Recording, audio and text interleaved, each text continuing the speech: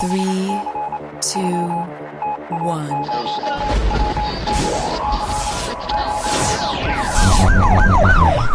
We'd like to welcome you to another edition of Grok Talk, brought to you by New Hampshire's leading conservative blog site, GraniteGrok.com. We are your feared extremist, right-wing, hard-charging, gun-toting, opinionated, outspoken, rabble-rousing, letter-writing, radio microphone stomping conservatives and rational libertarians. So get ready for more news and opinion you could only get from GraniteGrok.com. Grok Talk. You don't have to worry because we're back. Oh, well, that's helpful. I'm sitting here going... On the video stream, the audio is going to be a little different because when we're on a remote, we discovered last week, for those of you who tuned in, that depending on the output level from the DJ console on my laptop, which feeds our Spreaker stream, if we turn it up too high, we get a lot of distortion. You may be getting distortion from me right now. No, actually, you sound pretty good. Well, no. We sound good here. We sound good there. But we don't know how the sound sounds on NHCR The Rock, NHCR.com. We don't know how that sounds, or anywhere else for that matter in the internet universe where we may be broadcasting, because it's just the nature of the beast. Remote arrangements. Now, when we're in the studio, for some reason, we have a much different arrangement. We never have any issues. In fact, we often don't have enough sound. So Right. It's weird how this tiny little board in this setup produces more output online than the big board in the studio. This is a little weird. Well, Welcome to the show. Well, I can try one thing right now. Well, you have to try anything right now. Sure. I don't want to start screwing with stuff. Everything's working. Oh. Don't touch anything. Well, if I send some phantom power through stuff. Yeah, maybe. Anyway, so welcome. Yes. Excuse me. We'll have a lot to talk about today. Welcome to 39 degrees in Hopkinton, New Hampshire. We are inside the J.D. Durgan Pulling Arena at the Hopkinton Fairgrounds on a dirt floor behind a pile of speakers. Right in front of the stage, we have the projector going off to our left, all the tables for the different candidates, and everything up front set up for everybody who comes in to get checked in, make sure that they're on the voter checklist. And it's just us for the next 2 hours. The voting doesn't start till after the official Grok Talk program ends, but we will continue to broadcast, as we mentioned earlier, for those of you who were with us already, until the end. And we will be live streaming the event. Right, so you will get to see it as it happens. Correct. So we've got the band is coming in. They're getting ready to set up. And you were in San Diego for a week. I was in San Diego. A little warmer in San Diego. Well, yeah. High 60s, low 70s most of the week, and then Thursday and Friday. Friday it was getting up into the 90s, and over the weekend it was supposed to be in the hundreds. They were getting a what did they call it? Basically hot weather alert. Yeah. All over the place. And I was thinking, yeah. When I left on early Monday morning, it was 32 degrees at my house Monday morning. And now it was 44 when I left my house this morning. It's colder here, or in this building, than it was. It was actually colder at my house than it was at your house. Yeah. That's interesting. Well, I'm up a little bit higher. That's what happens. At least in the beginning of the season, it is actually warmer at a higher altitude than not. And that's because the cold air settles in the valleys, yeah. Correct. But the heater's still on. But that... And tonight it's going to get really chilly. I will be firing up the Grok stove at home tonight. I would think so. Yeah. The wood stove. The wood stove. Yeah. Got plenty of wood. I'm all set. Good. Well, it's different. It's a little different from San Diego. Just a little bit. Yeah. Yeah. All right, so let's talk about what's been going on this week. Of course, no distortion. Yay, no distortion. All right, good. We're not distorting. Excellent. Oh, we have an observer for us? Yeah, that's Keith, the guy who runs The Rock. Excellent. He is kind enough to feed me information about how we sound through his radio station. Thank you, Keith. Thank you, Keith. So, NHCR, The Rock. And we are simulcast right now, we get rebroadcast on Mondays. Monday at 1 o'clock. Yes, and we thank them very much for carrying us. Yep. So hopefully we need to get on with things and talk about stuff that people tune into instead of us just blathering. We sound like ABC Good Morning Good Morning America, where they just talk about pretty much nothing. He's talking about the clocks being out of sync, and they are. We're off by like a minute or something like that. So when we start a minute later, by the time the feed gets through to him. It's almost like we would need to start a minute sooner. So we'll work on that. That's just another one of those things we'll have to figure out. Absolutely. Absolutely. So, big thing, as far as I could tell, was the Democrat debate, where we have now confirmed that there is no more Democrat party. It basically is the Socialist Party of America. That's correct. And I just sat there in wonderment. I put out a tweet storm, like I always do for these kinds of things, and I couldn't believe that every single time I turned around, they just wanted to further left each other out. They just egged each other on to go further and further to the left, except for the one sane Democrat who I would call an old-fashioned, old-style blue dog Democrat, and that was Jim Webb, who was a Marine, and we thank him for his service. He won the Navy Cross, which is one step down from the Medal of Honor, if I remember right. He had the right answer. The last question of, who do you consider to be your enemy? And he rightfully said, well, the guy who threw a grenade at me in Vietnam, but he's not around to talk about it anymore.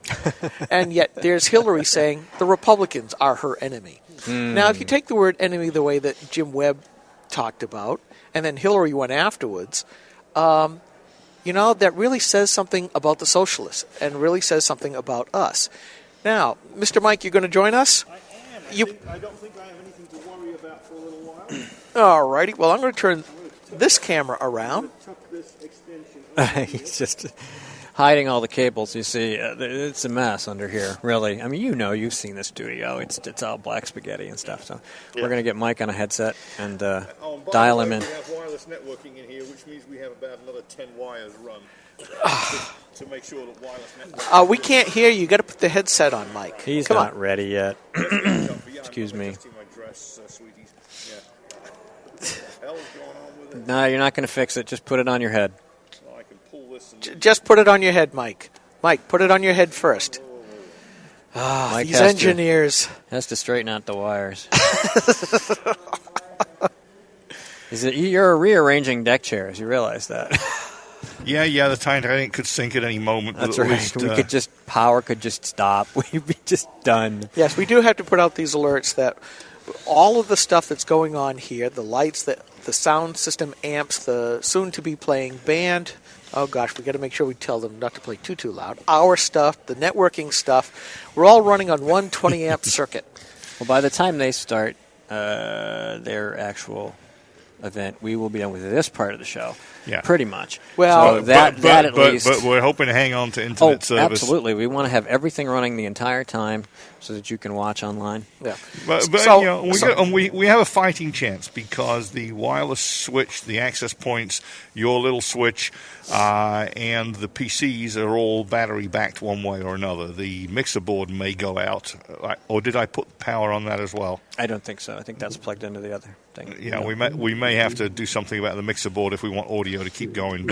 But you know what? We've at least got the basics will stay up, the stream will stay up as long as we don't wipe out the UPS battery. I can always turn on the shotgun mic on the camera. Correct. Hopefully that'll work. I'd have to jimmy up some more stuff with you- MacGyver for stuff. Yeah, well, So. yeah, the entire place here was rigged by MacGyver and Macduff. My friend McGrath, who I actually call MacGyver, has more tools. He has so many tools that the Snap-on van stops by his house on a regular basis. And, You know what I forgot? Is my laptop still sitting on on the Jim Gilmore table? there is one down there. I need to go get that before You're right. somebody decides Hang to. on. Go get it, and Mike. I'll ask Mike what he thought about the Democrat debate since he's here. Yeah, I didn't see the whole of it. I watched some selected snippets, and I looked at a little bit of the analysis. I thought it was pretty funny. I thought Bernie Sanders doing the angry young man telling people to get off of Hillary's lawn, I thought that was pretty funny. The angry old man there. As I heard Skip saying, they're all egging each other to get further and further left. And there was this fabulous cartoon of Jim Webb a day or two after the rally, after the debate rather, where he's saying, the last time I was surrounded by this many commies was in Vietnam. It's absolutely true. I mean, every one of them. The failed mayor and governor of Baltimore, Maryland, Martin O'Malley, who took the state socialist, drove out their means of self-defense, and allowed the city to become the lawless wreck that it is now under an even redder socialist or bluer state, whatever it's Stephanie Rawlins Blake, another failed mayor. And she's not running for re-election either. Well, Yeah, thanks. Smart woman. Yeah, very smart. The damage is done. Yeah, this she falls under either mission accomplished or my work here is done, because she's completely wrecked the city of That's okay. Baltimore. She can make a lot more money in a think tank or as a consultant, because the Democrats still love her. Oh yeah, oh absolutely. And they're Oh gonna, yeah, she'll be a rising star. Heck, she could be president one day if we keep going left at this rate. Well, and again, the only person there that seemed to have any sanity at all was Jim Webb, who used to be a Republican, went to being a Democrat, former Marine. His son is a Marine. He served as the Secretary of Navy under Ronald Reagan. Smart guy. What the heck is he doing in the Democrat Party? I think he's probably asking himself the same thing. What we need is for a lot more voters to ask themselves, what the heck are they doing in the Democrat Party? I mean, this rot began a long, long time ago. It really accelerated under LBJ, but it's got the spiral continues faster and faster down and to the left. And when Ronald Reagan said the party left him, wake up, Democrats. Well, wake up, especially black Democrats. The party left you in the lurch a long, long time ago. Keith just chimed in. The Democratic candidates are making Republicans like Lindsey Graham look like right-wing nuts. and they absolutely are. Okay, so the timing in the studio is good. We're working out the timing on a remote broadcast so we can try to sync up right, and we may do something a little different, but he's going to let me know what the timing is. Anyway, I didn't watch the debate. I don't watch debates pretty much for the most part. I do, so you don't have to. I do read the analysis. You sound like Rush Limbaugh when you say that. That's exactly correct. Don't doubt me. I do rely on a lot of other people to do some analysis, and then I go find the video because it's out there. It's not that hard to do. I don't have to sit through it. When we say that the further the debate went on, or the longer the debate went on, the further left they went. It's like, what else can you say? We're going to give you free of charge, and Hillary, I think, summed it up right. We are going to take it from the wealthy, and I keep thinking that this country was founded on two pillars. One is that each individual is sovereign. No longer are you subject to a king or a monarchy. And the other one that they tried to protect was the right to private property. Mm-hmm. And private property is not just your car, your land, your house, the stuff that you have in it, but also your money, your wealth. Yeah. And there they are blithely up there.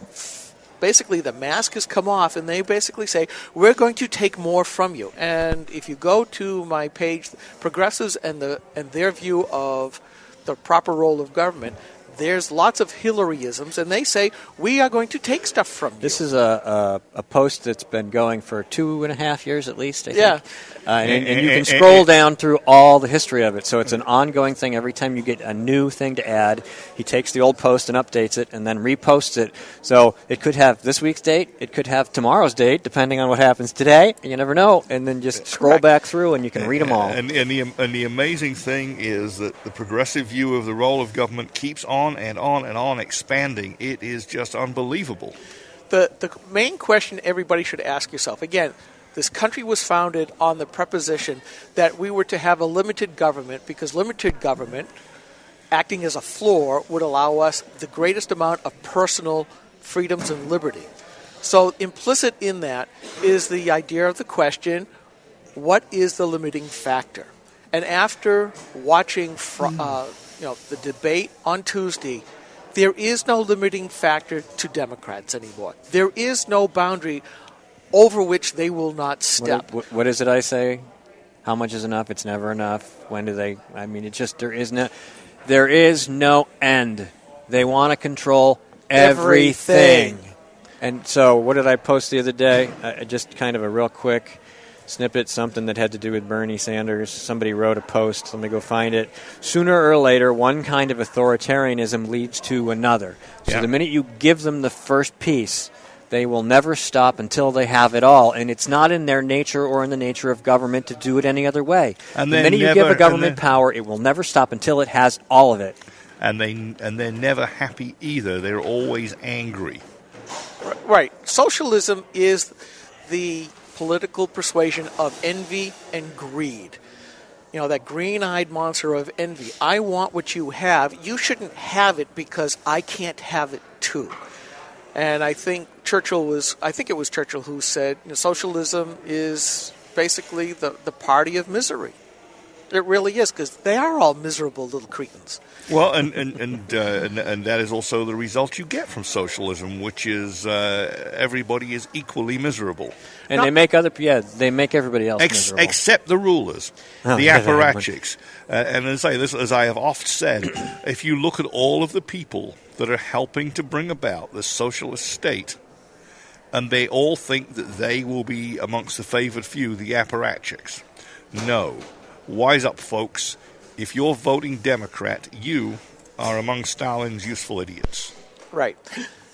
And I have to keep saying, all I heard during that debate was, we hate everything about the American system. They hate once again, I hate to say it, George Bush's words come back, we have to destroy the free market in order to save it.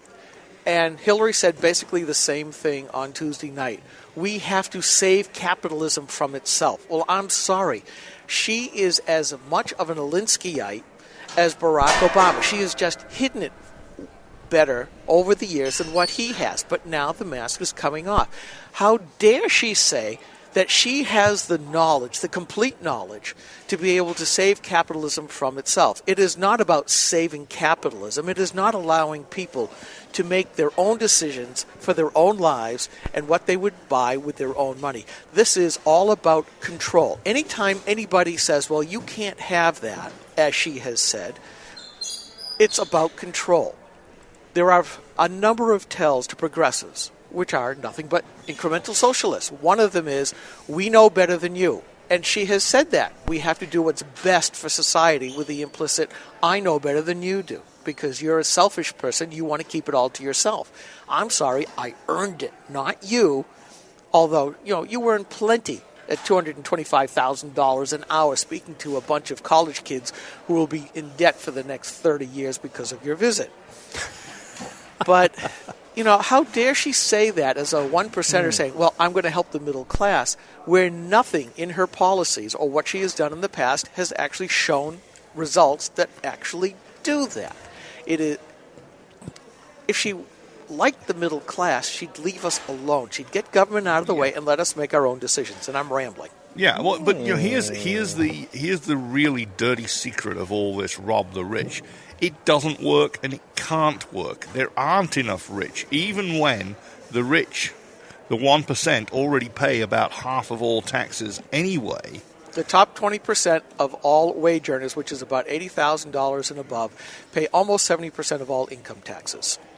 Yeah, and I think it's actually higher. The thing is that the middle class and the people that aspire to get to even a modicum of wealth, those that want to be earning more than $100,000 a year, because in order to be comfortable living frugally, are being prevented from getting there. But the real dirty little secret is that the only way they're going to capture enough money on an ongoing basis to pay for all that free stuff is to take more than what they're giving you from that same middle class that they claim to be trying to help. You cannot fund the kind of largesse they're talking about without reaching all the way down into the lower middle class, people earning $50,000 and less, and taking their money. You're absolutely right. And you know what the tell was? Is, man, he's cold. I am cold. I can't get warm for some reason. The tell is, it used to be that America was a real aspirational society where we always said everybody ought to be rich. Everybody has the opportunity to be rich. And a lot of people do. We have 539 billionaires living in the United States. That's a lot of rich people. Yeah. And everybody used to talk about, I want to be the rich. when Obama became president, did anybody else notice the change in that it was no longer to be rich? It was to merely aspire to be in the middle class. What a real transformation of American idealism, where no longer were you supposed to be rich. Yeah, we're going to have to get that fixed. Yeah, that's not going to work. Yeah. Is that the input from the board? Yes.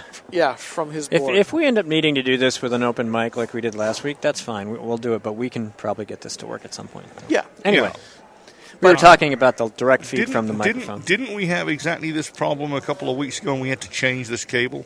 Yes. And did we We did something different. I think we ended up doing a 1/4 inch. Yeah, but I don't have a long 1/4 inch. All right. Well, if it doesn't work, doesn't work. We'll just make it. No, actually, what he changed it at his end. Oh, okay. But it was a different sound vendor. Yeah. But anyways, that's really what I'm seeing coming out of this deal, that we are moving towards socialism, because when you have government providing more and more and more, then everything becomes political, because if government is controlling everything, you must entirely live your life in the political vein, which is perfectly fine by progressives. They have that meme of the personal is political, the political is personal, which means there is no civil society. Hey, Jeff Chichester's here. There's Jeff. There is no separation between government and the individual. Government fills every nook and cranny. So, Morning, Jeff. How you doing? How are you?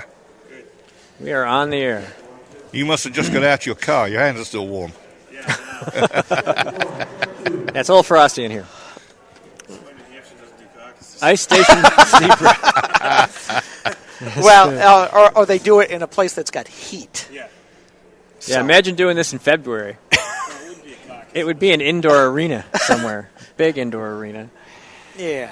This is a big indoor arena, but it's not a heated arena, so. No, we'll get warmer once people move in, too. Oh, yeah, once people get in. We need to get another headset. Yeah. Well, we can't do that if we don't have. Anyway. Well, I will get another headset. Okay.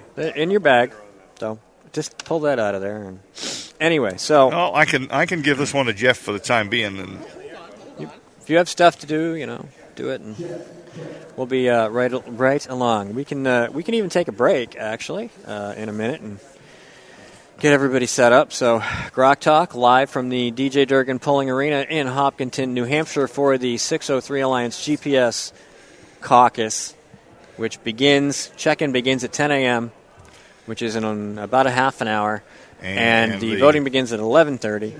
If you are not here by 11:30, you will not get in to vote.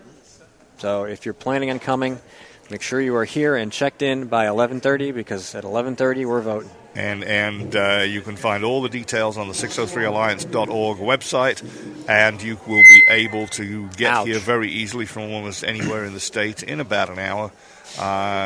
It's off of Route 89, exit 6 at Contoocook, which I can never pronounce, but that's close.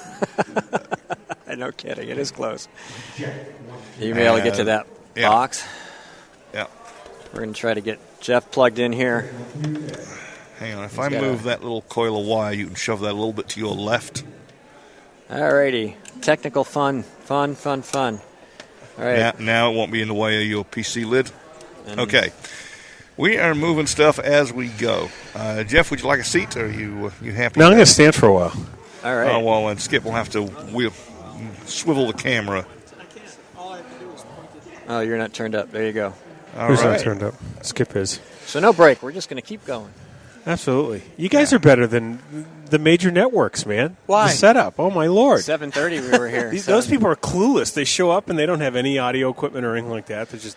We're here. We got audio. We got we can feed audio into the system. We can get audio from the system. Excellent. We've got high speed networking for the first annual Granite Grok tractor pull. Excellent.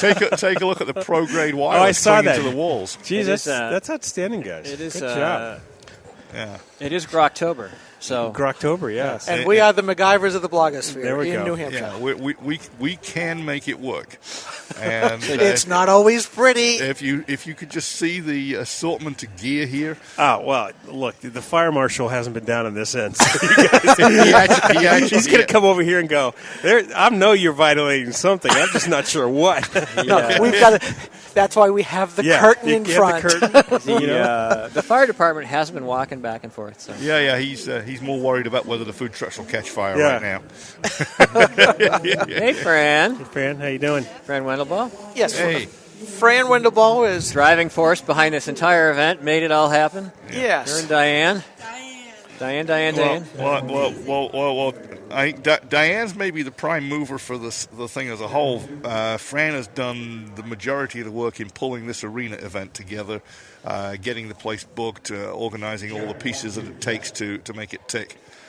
We had to get Jeff as our MC. Yeah, we got all the people we need here, and it's nice to see that we got a couple of candidate rallies going on outside. Ted Cruz is here. Yeah, unannounced. No.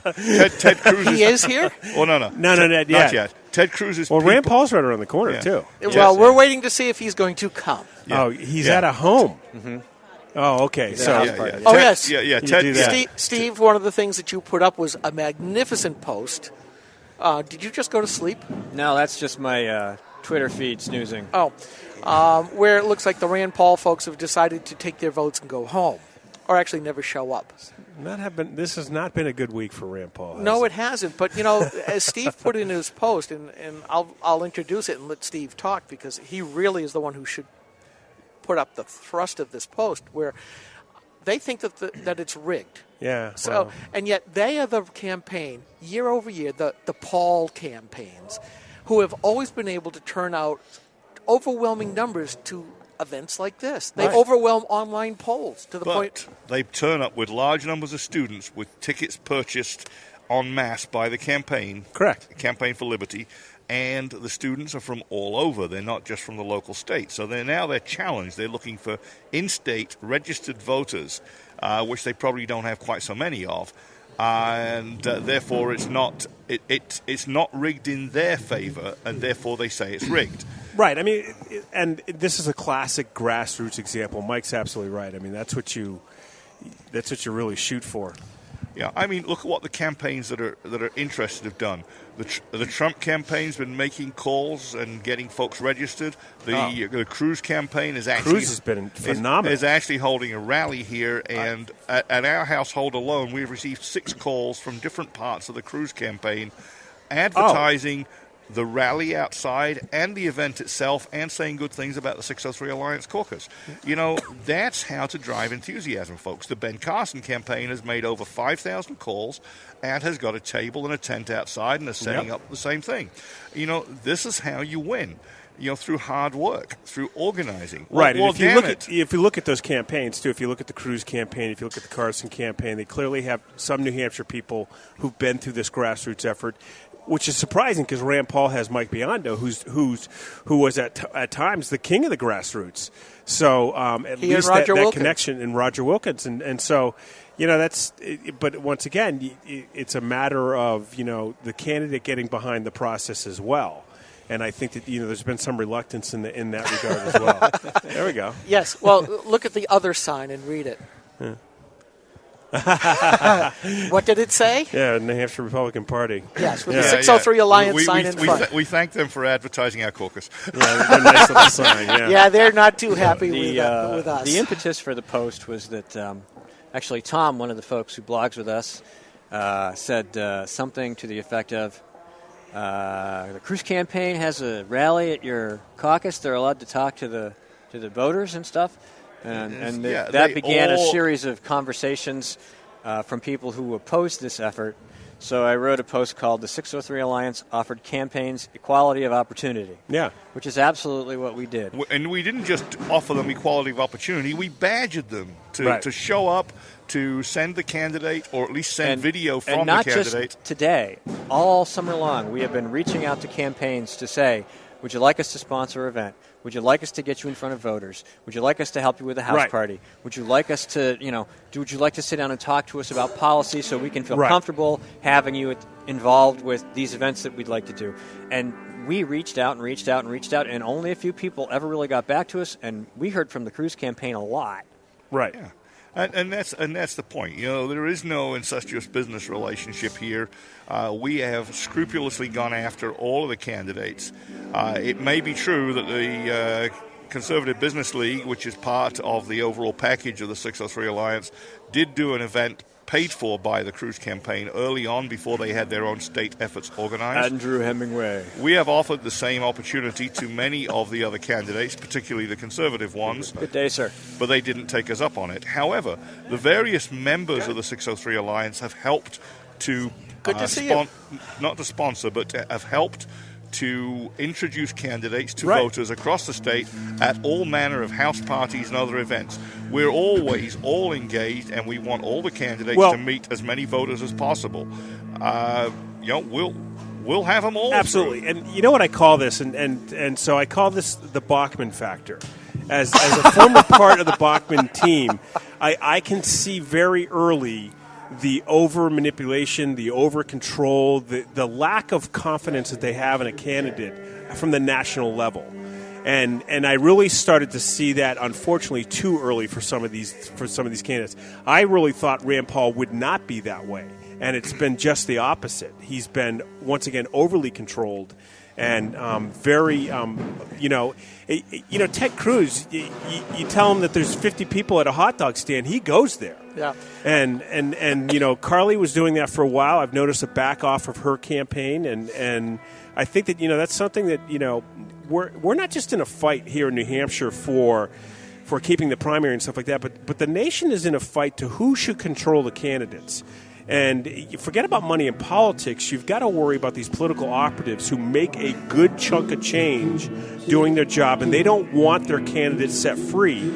And next time, I'm going to get bumper stickers, free-range candidates. I want candidates who say, "Look, hop in a car, let's go." Well, I think what you're saying is that the candidates Pardon the background noise. Yes. It's band check time and soundboard check time around us. We're right behind the speakers here. You're right in that we do see that political class, especially coming out of Washington.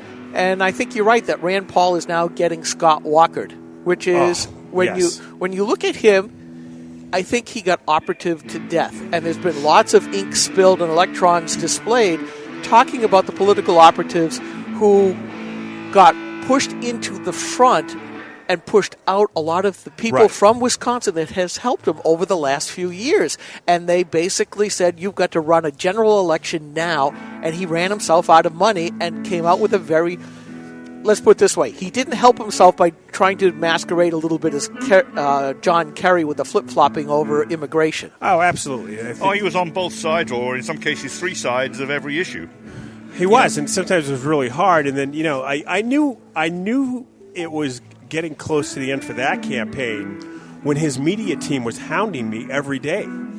To what? To come on the show. Because they weren't getting any love from the major networks. And typically, and me, I'm not the quickest on responding to my emails and my phone calls.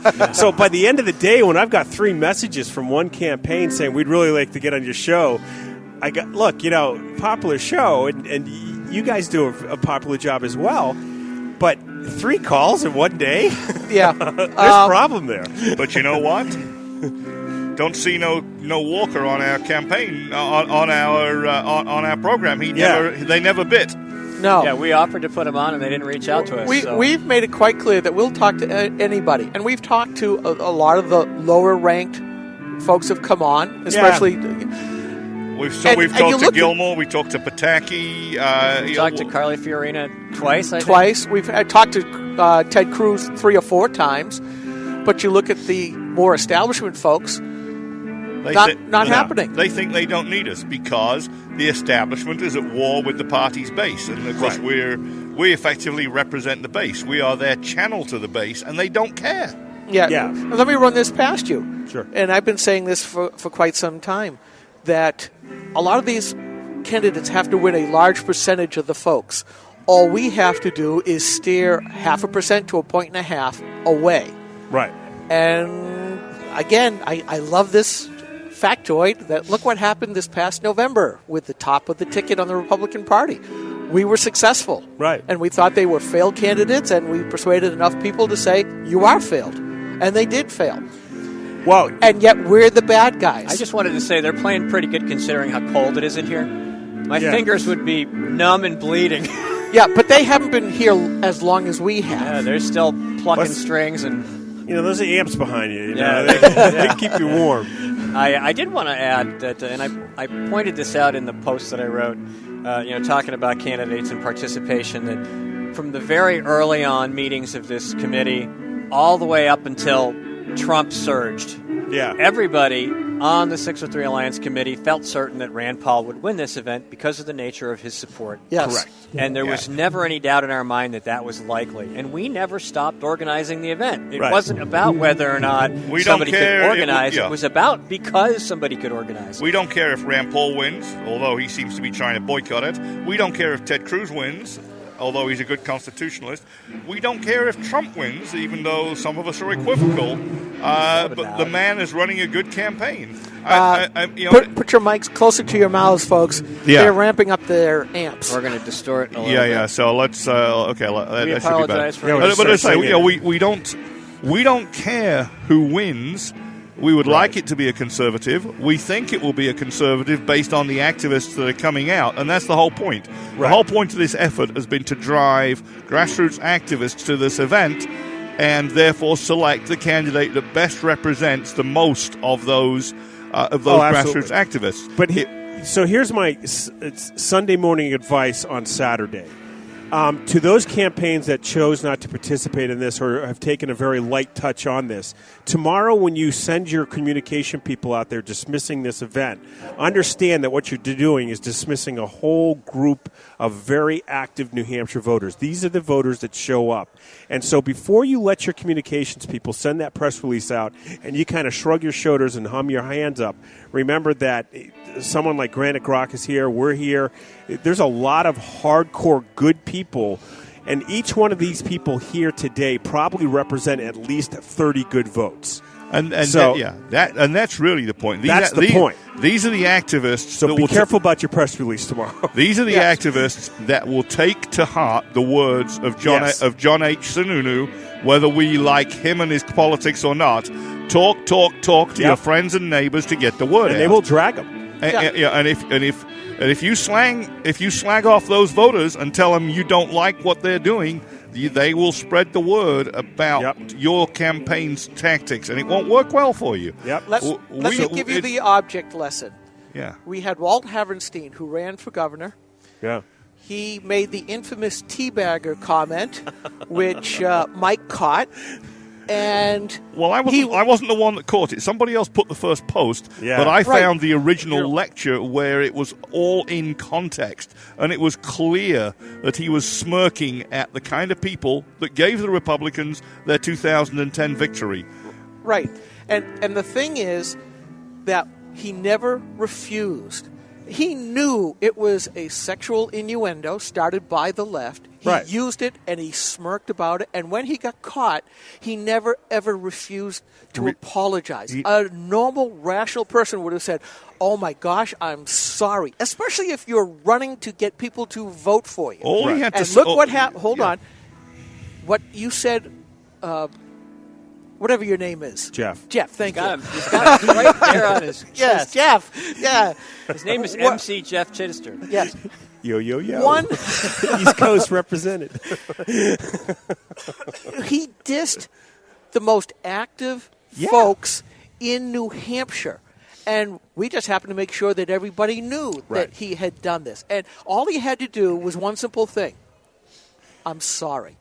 But he blew off a large percentage of the voters. The candidates who don't come here today are basically saying the same thing. More politely, or what's worse, ignoring people. The worst thing you can do is ignore people. Let's be clear. We will be making it known. Yeah, On we Granite don't. Rock. And we don't Who showed up? expect every candidate to show up in person. We realize we're not the only event No. going on today. I But understand what you're saying. What we expect, though, is that they all send representatives, that they all make phone calls and rally their supporters, and that they try and move the needle in their favor. That's all. And you're even set up to do a video for everybody that comes. Yeah, live stream. Yeah, swing the camera or move the. Move that one. Yeah. Okay. We have. Careful though. Headset off. Okay. He's on 3. There we go. What did I write? Let's see.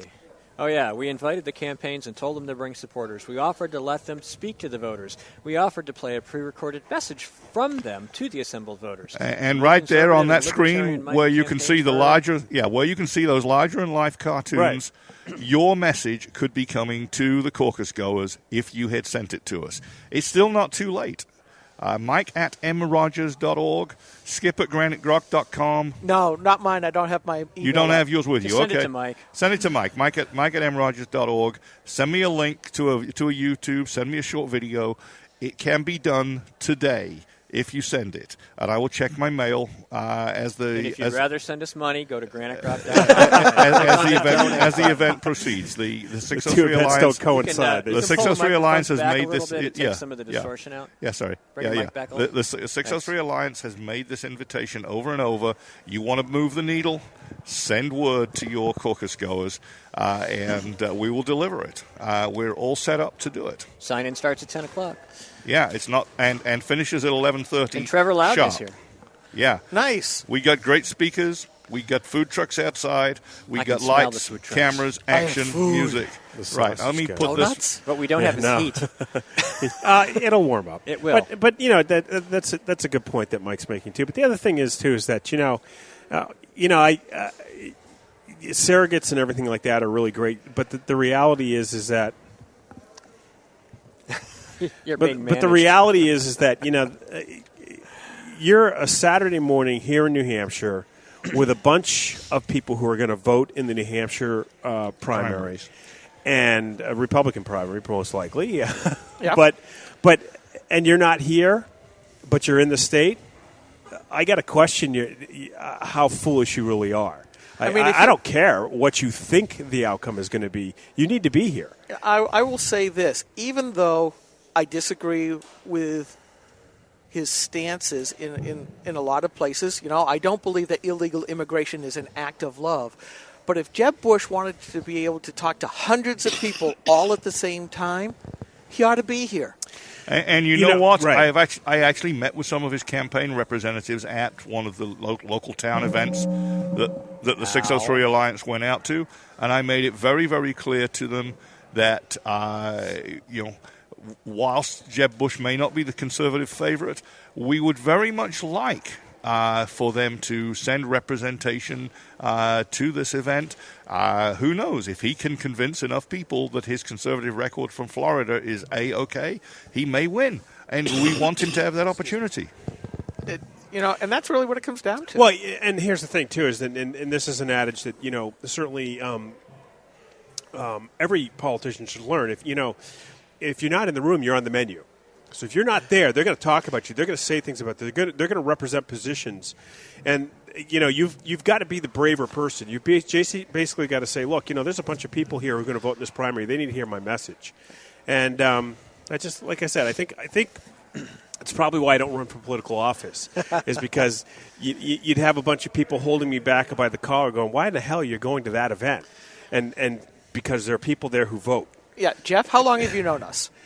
Well, how long have we been going on? Since 2009, 2006. It seems much longer, isn't it? Yeah, Skip founded this a good few years ago, and I started pitching in around, 2010 or 11? Yeah. So Steve was on a little bit early, but for the time that you have known us, if people don't show up, do we just not talk about them? No. That's the rule. It was like ISIS at the Democratic debate the other night. What? Huh?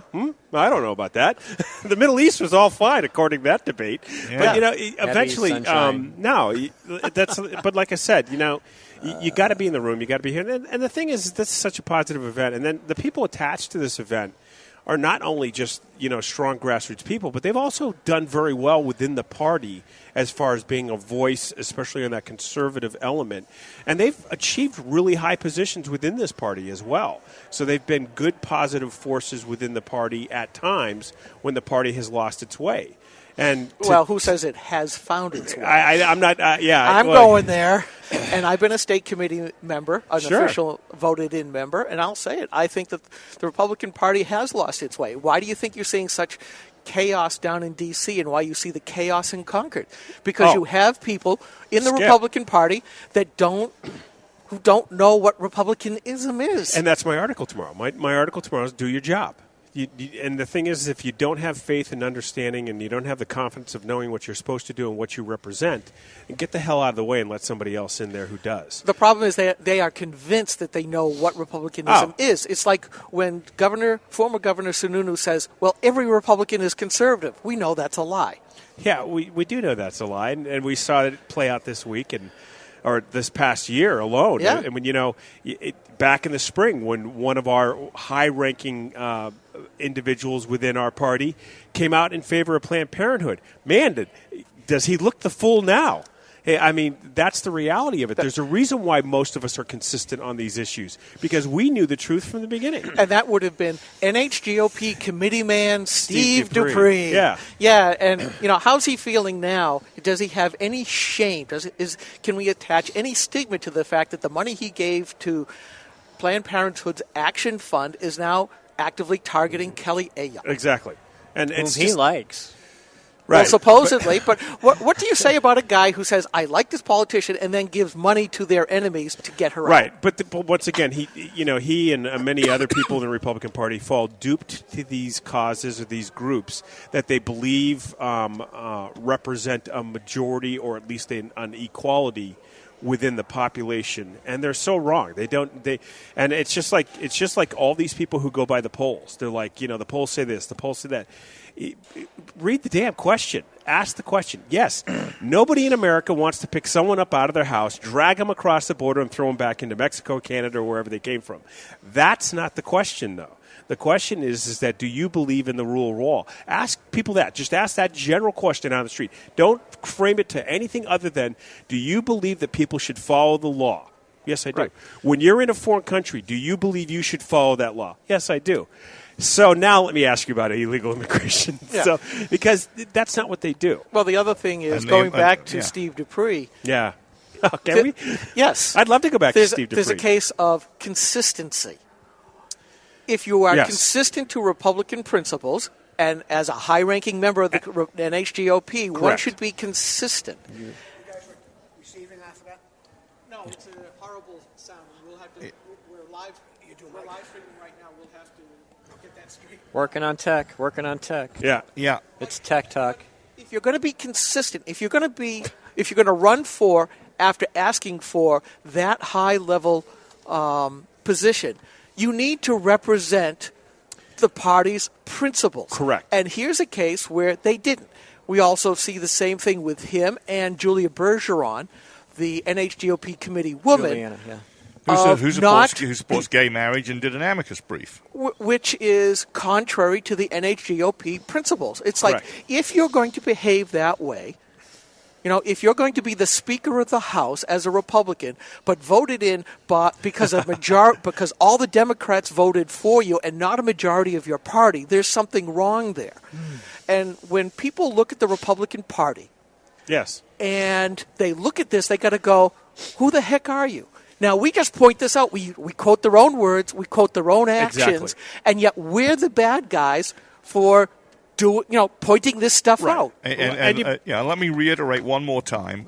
Donald Trump's master step when he gave in and signed the Pledge of Allegiance to the Republican Party. Right. When, the pledge, by the way, which the Republicans won't keep, because days afterwards there was this angry mail from the Pataki campaign. We have to unplug him. Keep going. With a picture of. We're going to unplug Jeff for a second. Yeah. While we do a test. Yeah, Keep with talking. a picture of Pataki with an angry face Check saying, 1, if 2, Trump 3, wins, I check won't 1, support 2. him. And yet, and yet Trump was willing to Go ahead. 2-2, 1-2, 1-2, Oh, check, nice, 1-2. nice. Is that clean? Yep, we're good. Okay, so you're all set. Wonderful. Thank you. Okay. All right, We get now Jeff back on. have soundboard audio, so we can give Jeff his voice back. So it's clear that the Republicans don't take this pledge that they asked Donald Trump for seriously. But this is where he they don't. This is where he trumped the party when he We got have to them avoid to distractions. come to him as supplicants to get his signature and a giant press conference. But it was more than that. It was what he said. I pledge allegiance to the Republican Party and to the conservative principles for which it stands. Really? Yeah. They don't stand for their conservative principles. He rubbed that in, and I think that was a masterstroke. Right, and the reason why, and especially when you did the conservative principles, because what they're doing is they're comparing themselves to the Democrat, and they're not putting themselves in a mirror, and that would certainly change the tone, and we certainly know how that is. And as we've said, you look at people like Steve Dupree, probably the more one of the more spotlighted individuals in the Republican Party here in New Hampshire, And we continue to do so. Well, and the thing, but to bring up that point too, is that let's remember the same people who voted for pretty much about the same people who voted for the platform eventually are almost the same people who end up voting for him as committee chairperson, and it baffles me that they can vote for this platform and then put this person. I think it's going to be a little bit more difficult should he choose to run again. I think it's going to be a little bit more difficult for him to stand up on that stage and say, I represent your voice and everything like that, considering how public his he didn't just walk away from the platform. He trampled on the platform. He trampled on the voices of a committee selected to represent the Republican Party in its best interest. If I had the money to be able to do all the traveling required for that position, I'd run again. Yeah, well, I remember when you did that, and I think that was fun. I think that's one of the obstacles. I think that is certainly that's a consideration that someone has to put in. But there's some very good conservatives who will. Yes, we are. There's some very Wanna come good and talk? conservatives who don't have that limitations that maybe should be stepping up, and we need to see more of those people step up. But remember this: I never announced to anybody. No. I didn't send out any single campaign letter. Basically most of my closest friends in the Republican Party had no clue what I was about to do, Right. other than I showed up in a suit. I knew something was up because you were wearing a suit. Yeah, that was it. I went up. It's like when you're in a high-tech company and you go to work one day in a suit. Everybody knows you got an interview that afternoon somewhere else. Yeah. Well, it's funny you say that because when I wear a suit to my office, they know that I've got a political event later on in that afternoon. So they feel pretty confident. So basically, I came out of the stands, and I got more than a third of the votes. And most people just went, "Who's that up there?" Yeah. And they didn't even. I was told over and over again, if I had made a little bit of noise up front, You probably I would have probably done would really have won. well. I probably would have won. Well, I think you will see different candidates up this time. I think you'll see different candidates for a lot of the positions. I think that how passive some elements have been over the past few years, I think that dormant tiger is ready to really wake up again. You can only fight for so long, and then you got to take a break, and then you come back and fight a little bit harder when you rethink about the strategies that you want to do. And everybody at this table has been through not only the more public battles, but the more private battles in which we respected when we came out of those rooms. We respected the confidence that we were asked to respect. But I don't think we can do that much longer. And not only that, they don't respect those confidences. No, they never do. It's amazing. You're sitting there 2 days later, you've been told that something isn't going to make it into the press, and it makes it into the press. Yeah.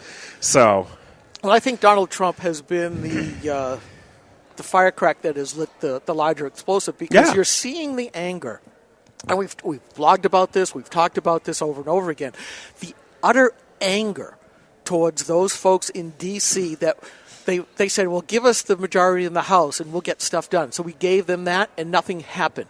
Give us the majority in the Senate, and we did that, and nothing has happened. And now they say, well, we can't do anything unless we have the presidency. Well, the problem is you may not be able to. Last time you had that, oh my goodness, how much did you spend? But here's the deal. Coming up on a hard break. I think people are upset because you haven't even tried to fight.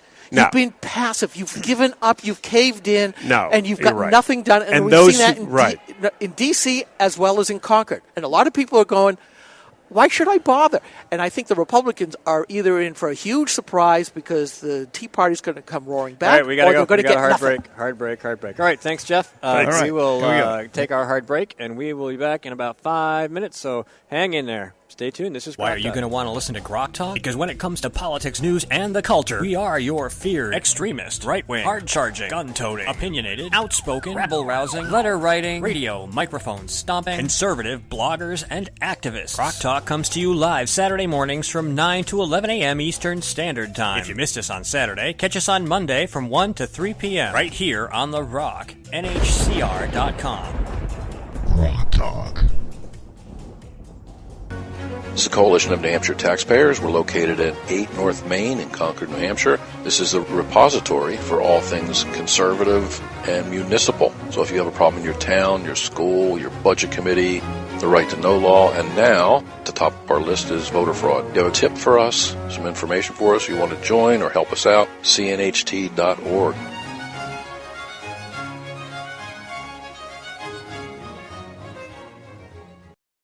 Three, two, one.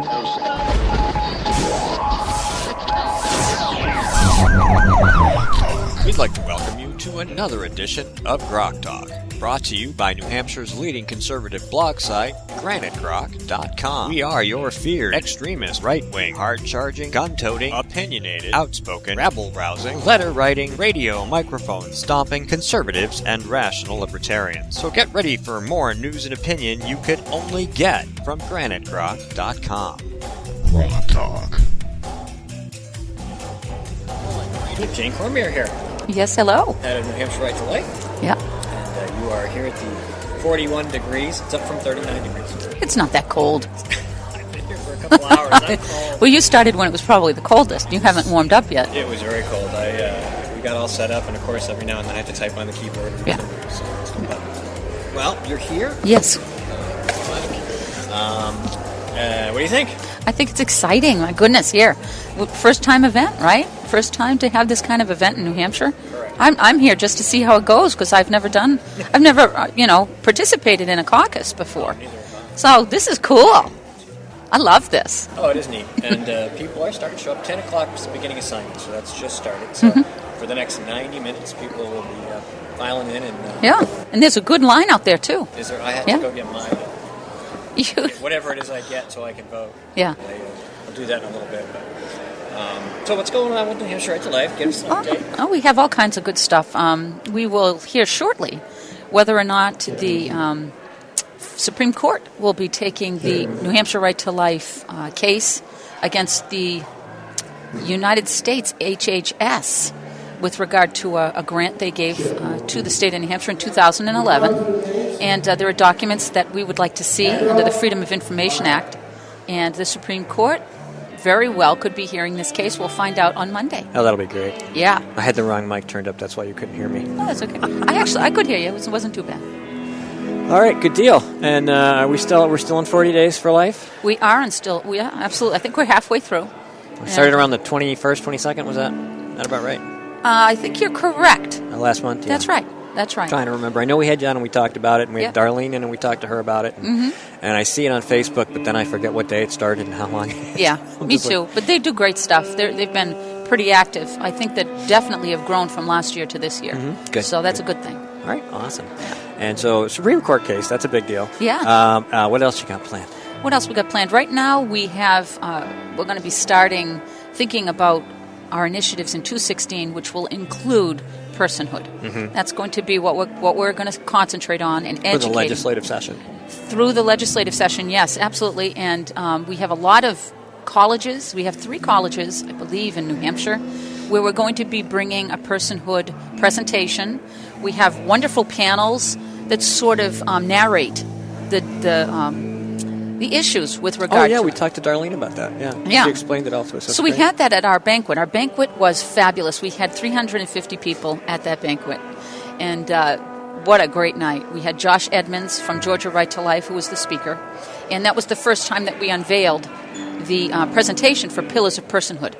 So that's going to be the centerpiece of 216. We have to start educating people that life is not just about the one end of the spectrum, meaning abortion. It's throughout. It's through people that might be disabled. It's euthanasia, end-of-life issues, stem cell research issues, which are just beyond the pale. Just beyond the pale. If people start to understand what they're doing with, embryonic stem cell research, they'd shut it down because it's been proven that it's not effective, that it doesn't do any more than the adult stem cells. I've written a lot of posts about it going back to my earliest days as a blogger. Yeah. So we got music now. Yes, we do. So as people come in, we get a band. So you'll get to hear us and the band. Yes. And, there might be some distortion. We might have to worry about a little tweaky here and there, but it's okay. Yeah. It's okay. We'll get through it. It's cold. We can live through it. That's right. And this is a good conservative band behind us, so that's all right, too. Yes, it is. Yeah. Phil and Chris Whitman from Alton. Oh, yeah? And they are just great supporters of constitutional small government. Oh, good. Good. I kind of figured we wouldn't have like a liberal band. Yeah, you're right. But they're local. They're right in with Belknap County with everything that's going on. They're great. Okay, good. Well, all right, this is our big event for the day. And again, people are starting to come in. Yeah. I haven't seen the line because I got to go check in, like I said. But I got to wait for Skip to come back before I can get up and go out there. Yeah. Did you check out the Democrat debate at all? No. Me neither. I don't need to. I said I read a little analysis. Yes. If there's video out there, if you really want it. Yes. I'm trying to think of what else happened this week. We've been busy. Everybody's busy. You know that everybody's busy in New Hampshire, ladies and gentlemen? Well, it's the fall season. If you have families, kids are back in school. Their activities are now starting again. It's a whole different cycle. And there's like all kinds of pumpkin festivals and all sorts of things. Towns have their seasonal events. Lots of things to do down here. Of course, the leaf peeping season is starting to wind down. Right. But it started a little late, and it's been going pretty good, I guess. I didn't get a chance to go up there because, I have plenty of trees in my own yard to look at. I don't have to go anywhere else. But driving up here this morning as the sun was rising, I could start to see some of the colors in the mountains and stuff. It's really nice. Absolutely beautiful. If you're not coming up for the caucus, come up for the leaves. Yeah. And we're happy to have you up here. It's been a lot of years since it's been this colorful. It's quite nice. beautiful. Very nice. Yeah. That doesn't have anything to do with politics. No, it doesn't. But you know what? We can't just do politics all the time, right? No, we did. We talked about Skip being out in San Diego. Yeah. And he said that it started out in the 60s, but it was getting up to 100 when he left. No. So. 100? Yeah, like a little different than, say, here. Yeah. Just a bit. It was warm here. It was 70. It's October. So, yeah. I told people, and it's interesting to talk about temperature because everybody was like, it was a really hot summer, and it really wasn't. Yeah. And the reason it wasn't a hot summer, and I can give you two perfect examples. First of all, it was never hot at night. Right, mostly. Every night it was cool. Yeah, pretty much. The other thing I can tell you is that I have an above-ground pool.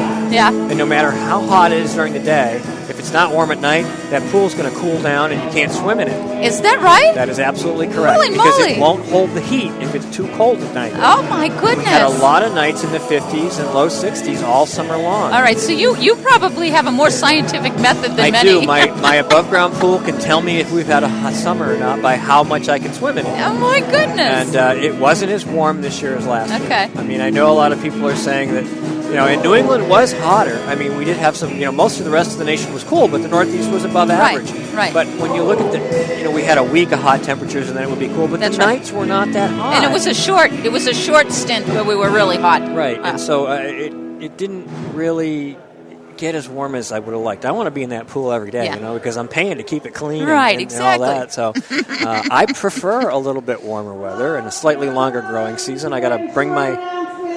There are two vehicles parked in the handicapped area that are sticking out into the fire lane. We need you to move them. One is a white Honda SUV with Ben I got to make sure it's not me. Yeah. The other one is a dark Subaru. That's not me. Okay, I'm good. I mean, I was the first person here. You were? Well, the cruise people were out putting signs. There was 3 cruise people here, but I was the first person here at the building. I got here at about 20 after 7-ish. Wow, Oh, no. What time did I get here? I said I was going to be here at 7. It was right before 7. Yeah. Holy so moly. Mike showed up a couple minutes later, and then Skip, and then we started hauling equipment in. Yeah. Well, it's a big deal. And people don't understand when you're hearing the product of what it is you guys produce, everything that goes into it. A lot of stuff to lug around. There's probably an easier way to do it, but not to have this many people involved in the conversation or to be able to stream the video and the audio the way we do. So, Skip bought a lot of this equipment. We've added to it recently with some donations. Yeah. So we're able to do what we do, and people would be able to watch the caucus. We're not sure how we'll be on audio. We think you'll have good audio the whole time, but you'll be able to see what's going on. Good. On graniterock.com. So if you're not interested in being here, we encourage you to use your tablet or your mobile device or your smartphone or your computer and check in every now and then and see how it's going. The voting starts at 11:30. Yep. We have a band. There's food vendors. There's a lot of things going on. Trevor Loudon's here. He's got books. He's going to be speaking. Oh, he's wonderful. We have Jeff Chittister emceeing the event. We have a lot of people here. The couple candidates, maybe. I know Ted Cruz is supposed to be here. Yep. We asked all the campaigns to send somebody or a message, and I don't know if they will, but they still have time to get here. I mean, what a missed opportunity. I was going to say, even if you don't believe in the process of the caucus, while everybody who comes and votes is expected in one form or another to support the winner, there's no guarantee that they'll do that, right? So you have an opportunity to speak to a couple hundred people who are grassroots activists who got up on a Saturday morning in October in the cold and came out here to have their voice heard. And it seems to me that it would be nice if they took advantage of that. Yeah. For me, it's a lot of sour grapes. If any campaign, cries that this wasn't what it should have been, well, why didn't they participate to make it what it should have been? Oh, I know. Somebody was asking me, how come there's only going to be 500 people there? I said, because a lot of people that we expected are boycotting. If you were going to bring 500 people to an event and you don't show up, we'll have 500 less people. Right. I mean, how silly. So, yeah. Well, you know what? There's one particular faction that I find is very... they're good at putting out numbers within their campaign when it's for their event. And when it's not specifically their event, they sour grapes everywhere. Well, that's the group we're talking about. And, I've tried to engage them to get them to participate, and they just keep coming up with reasons not to do it. Exactly. And that's fine. I understand. If you don't want to take the risk of bringing your supporters out here and having them have to pledge allegiance to some other campaign, fine, just say that. Don't make up excuses like it's fixed. Don't say, you don't think that anybody of value will go. Whatever you're going to say, it doesn't matter. And we want to make sure that everybody understands that every candidate had an opportunity. And isn't that what it's supposed to be when you campaign? It's no sure deal except death. We didn't, we wanted everybody to come out here and talk and meet people and shake hands and do what they do. And, you don't come, that's your problem. These people are going to vote. They are going to talk to other voters. And absolutely. So, if you're not interested in that. The irony of that is it's, I think, very much underappreciated how important word of mouth is. In New Hampshire, it's huge. It is, because a lot of people who vote in primaries don't go to events. No kidding. They rely on people that, people ask me. I have people who ask my wife all the time, who's your husband going to vote for? Yeah. Who's your husband going to vote for? Who do you support? Because I hear it they all know the I'm time. politically active. Yeah. They know I'm plugged in, and these are Republicans, and they want to know what I think. So they're asking. So they ask my wife. Yeah. Well, who's he going to vote for? And she doesn't always necessarily know. I haven't really said. Because, as part of the 603 Alliance, sure. I wasn't going to endorse till after this event. Right. After this event, I'm going to support whoever it is we support. Mm-hmm. That was the deal. Yep. And so I didn't... I still haven't told her. So she says, no, she's going to look for me and go... Yeah. I said, do some research. You've heard me talk, Oh, I'm not nearly as nice. I come right out and say Cruz.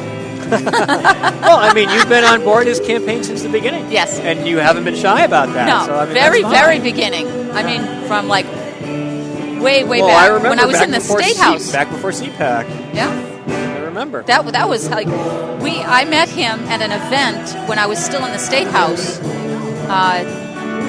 My goodness, I think it must have been early 214.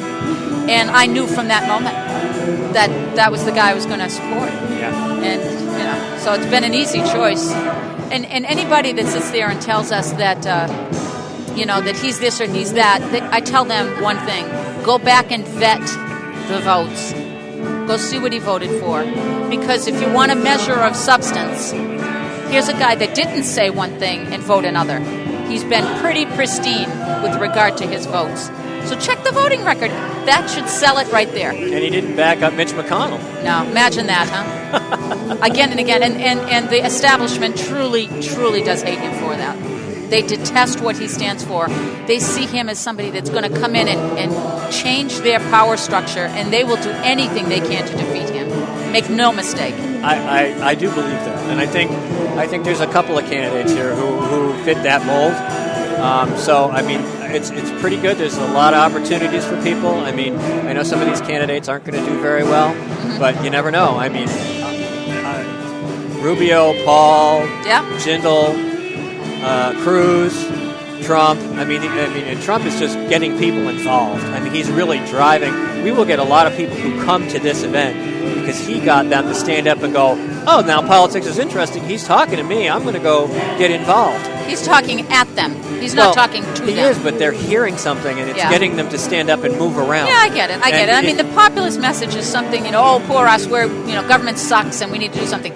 Unfortunately, his record. The one thing I can't even talk about Trump because, and truly, people in New Hampshire where we're talking states' rights, they should not be supporting him on one issue.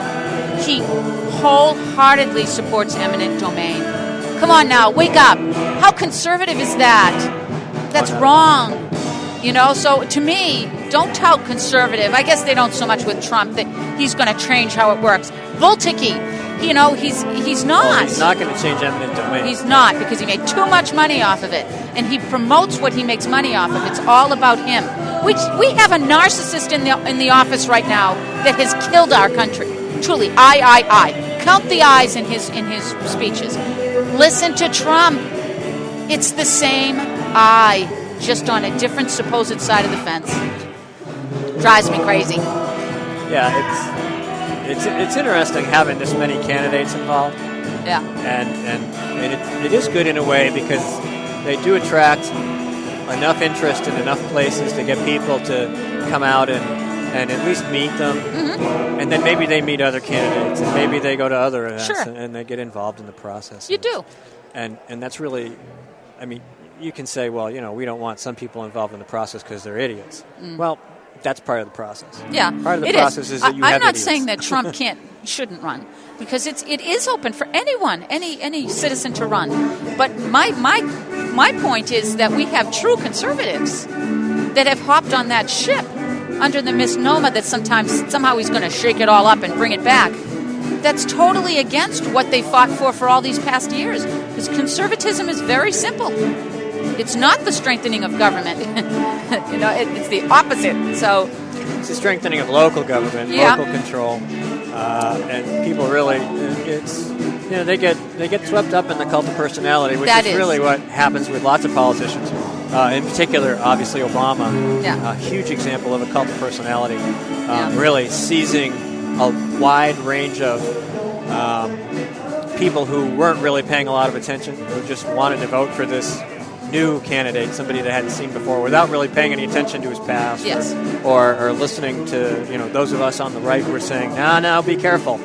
This is And of course, we were attacked for that, but we haven't stopped. We're still telling you the same thing about him that we told you before, and now you have 6.5 years of evidence, despite the media trying to hide it all, that we were right. Absolutely. Okay? We were right. You know what? The right thing isn't as important as the factual end of it, that you have 6.5 years of evidence. That's the thing that kills me, when we have evidence available to us, and yet we still make a choice that's opposite of what we need. And how many millions do it in the presidential? Think about that. Look at these people supporting Bernie. I know. What are they thinking? The left loves him. Well, what are they thinking? I don't know. Hey, can somebody find Skip? Somebody find Skip. Okay. All right, fine. I'll just keep talking to Jane. Okay. Thank you. Plus, I have to do some nature's business. And I can't just sit here forever in the cold and pinch it if you get my drift. Poor kid. I drink a lot of coffee in the morning. Yeah. It wakes you up. Wakes you up, and then you got to get rid of it later. So, Yeah, we talked to Jeff earlier. He's going to be the MC today. And we're live on NHCR, The Rock, NHCR.com, GraniteRock.com. Of course, normally we're at the CNHT studios, and we haven't been there all month, but we want you to check out CNHT.org. Listen to us on Spreaker, Stitcher, TuneIn, iHeartRadio, and iTunes. Hi, Jeff. Give him your headset. You go to the bathroom. Oh, well, I could just put him on skips. Yeah. He's working. Because we can talk. And he's working. Oh, he's getting ready. He's got a job to do. Okay. He's got to be the MC. Yeah, MC Chittister. She wants me to give you my headset so I can go to the bathroom. He goes, what? He goes, what? We'll just have you sit down and you can be Skip because he's busy. I can be Skip. Check that out. Hey, Jane, how you been? I'm good. How are you? Good. It's always good to see you. I saw your husband, Carlos. You did. My 2 kids are here, too. Oh, I didn't see them. Yeah. That's kind of nice. Yeah. Bring the family. It's always nice. It's always nice to see the family. French fries. Did your son sing? I haven't heard I've heard your daughter sing. She's my great. My son has a beautiful voice. Oh, so. And he was a boy soprano all his life up until a few months ago, and now he's a basso. Yeah. The lowest end of voice. That's right? awesome. Figure it out. That's excellent. So what are you talking about now? Well, let's see. I was a bass in my high school and college choir. You're now a bass? I was a baritone. A baritone. There you go. Baritone, I could tell. Baritone, definitely. I could do the bass part because they didn't have enough guys to do it when I was in high school. Yeah. In college, of course, we had a couple hundred people in the choir. And it's a college-level choir. Sure. So I didn't have to do that as much. But it's easier. Yeah, I was the dog caller in my school. I have a terrible Turn pages voice. on them. Oh, it's terrible. You probably don't because you have a nice speaking voice. I have a good speaking voice, but I have no way of. I do range in talking. Yes. So. But you know what? It's the same in singing. You just have to learn how to. It's a different support, but the range is the same. I'm good at controlling my diaphragm and stuff like that. But my son has a great singing voice, and my brother does too. So see that? You probably do. You just haven't done it. I just haven't practiced. Yeah. So there goes singing. All right. Well, I'm going to step out for a minute. You just keep talking. Okay. What are we talking about? Are we live? Yes, we are. Oh, excellent. I'll be right back. So we haven't talked to Jane in a while. How you been, Jen? No, I've been great. I've been very busy. New Hampshire Right to Life is kicking some butt. Doing some real great work. And, the 40 Days of... 40 Days of Life is halfway through its campaign. Yep. That's not necessarily that's a national campaign. Right. But we help. We assist with the campaign. They do a great job. Beth Scare is the gal that runs it in Manchester. And she's got groups every night.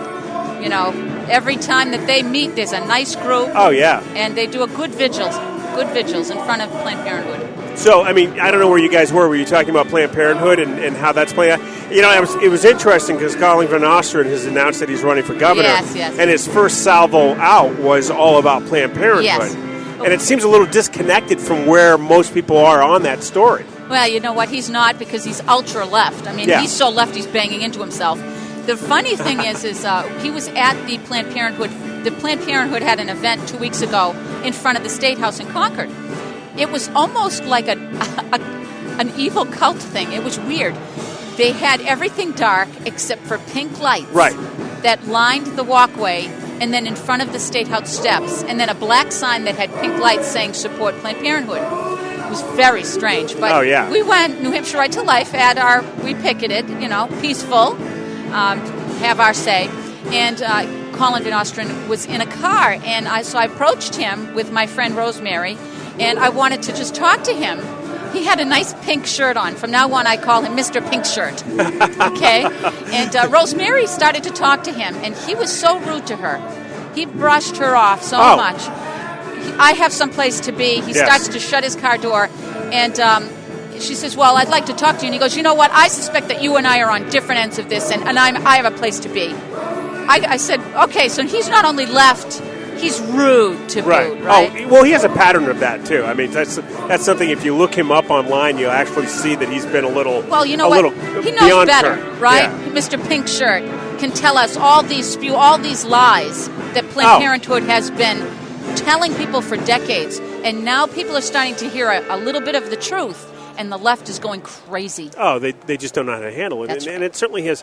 And for a lot of people, for a lot of us too, there are voices within the Republican Party in which we've been trying to say, hey, what are you doing? You don't understand this group. And certainly. Now, how do you think it's going to play in the overall presidential election? Some candidates have been very strong about, where they are. They've been very I think that's the difference, too, that we're seeing candidates who feel comfortable with talking about it and also very confident on what they know the facts to be. Okay, what do you mean? The actual, all the debate about the videos? The videos, but also, the factor of what Planned Parenthood has been able to really achieve within. I mean, when we look at Planned Parenthood, they needed allies within the government just to make sure, that their funding well, the culpability, right? The culpability. If Yep. we're all in this together, then we're all in this together. Yeah, isn't that lovely? Yeah. Yeah, you know what? I think we have a two-tiered opportunity here. The first tier was that it was a great marketing thing that now the right, the people that understand life is valuable at all ends of the spectrum, Correct. can now use what has come out as a way to educate. Sure. Right? And that's huge. It's also politically an easy thing to jump on. What candidate in the Republican Party is going to say that those videos were what it was America was about? Of course Right. they're going to say, terrible thing, how can this happen, right? To me, it comes down to the candidate that will say, okay, stop. Stop the madness. Stop feeding the beast. Right. And if we cannot if we can't coalesce a movement to say stop, when we see the debauchery that has come out of these clinics, and mind you, it's not just the baby body parts, we're talking years and years of overselling their product. Oh, yeah. Of not showing what's really happening. They're not transparent. They hide everything in Planned Parenthood. So when do we say stop? If a Republican candidate whose platform is supposed to support life cannot come out after this and say stop, then we need to look at those candidates. Oh, absolutely. I agree with you. Senator Kelly Ayotte made a big mistake in not taking the opportunity to message the importance of what that Planned Parenthood meant for the American public to know.